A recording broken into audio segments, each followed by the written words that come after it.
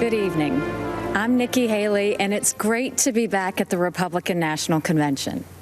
I'll start with a little story.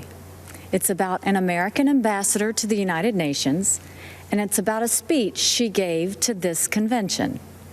She called for the re-election of the Republican president she served, and she called out his Democratic opponent, a former vice president from a failed administration. That ambassador said, and I quote, "Democrats always blame America first." The year was 1984. The president was Ronald Reagan, and Ambassador Jeane Kirkpatrick's words are just as true today. Joe Biden and the Democrats are still blaming America first. Donald Trump has always put America first, and he has earned 4 more years as president. It was an honor of a lifetime to serve as the United States ambassador to the United Nations. Now, the UN is not for the faint of heart. It's a place where dictators, murderers, and thieves denounce America and then put their hands out and demand that we pay their bills. Well, President Trump put an end to all of that. With his leadership, we did what Barack Obama and Joe Biden refused to do. We stood up for America, and we stood against our enemies. Obama and Biden let North Korea threaten America.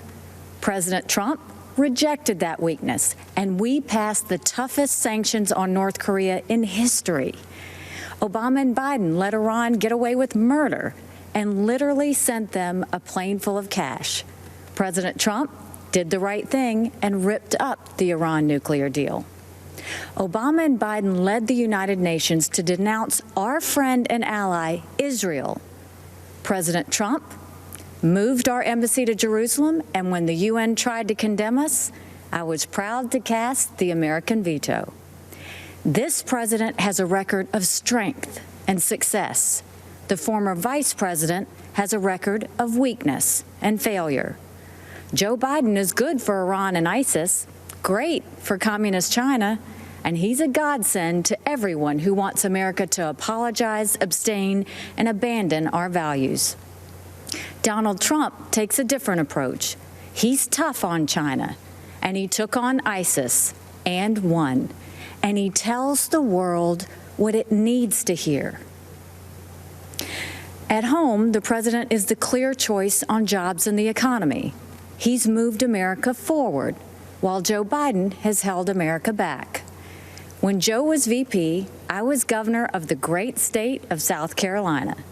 We had a pretty good run.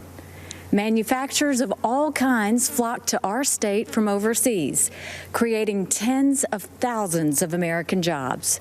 People were referring to South Carolina as the beast of the Southeast, which I loved. Everything we did happened in spite of Joe Biden and his old boss. We cut taxes, they raised them. We slashed red tape, they piled on more mandates. And when we brought in good-paying jobs, Biden and Obama sued us. I fought back, and they gave up. A Biden-Harris administration would be much, much worse. Last time, Joe's boss was Obama.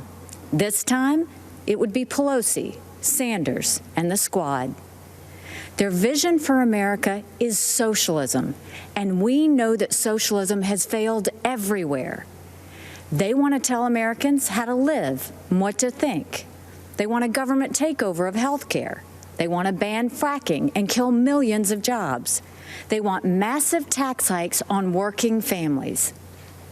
Joe Biden and the socialist left would be a disaster for our economy.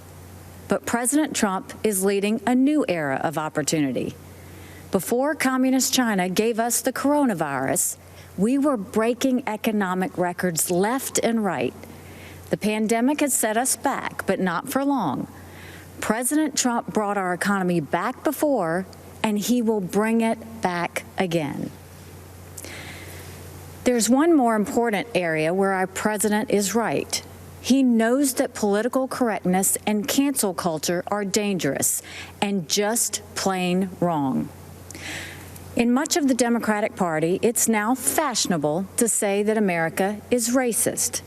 That is a lie. America is not a racist country. This is personal for me. I am the proud daughter of Indian immigrants. They came to America and settled in a small southern town. My father wore a turban.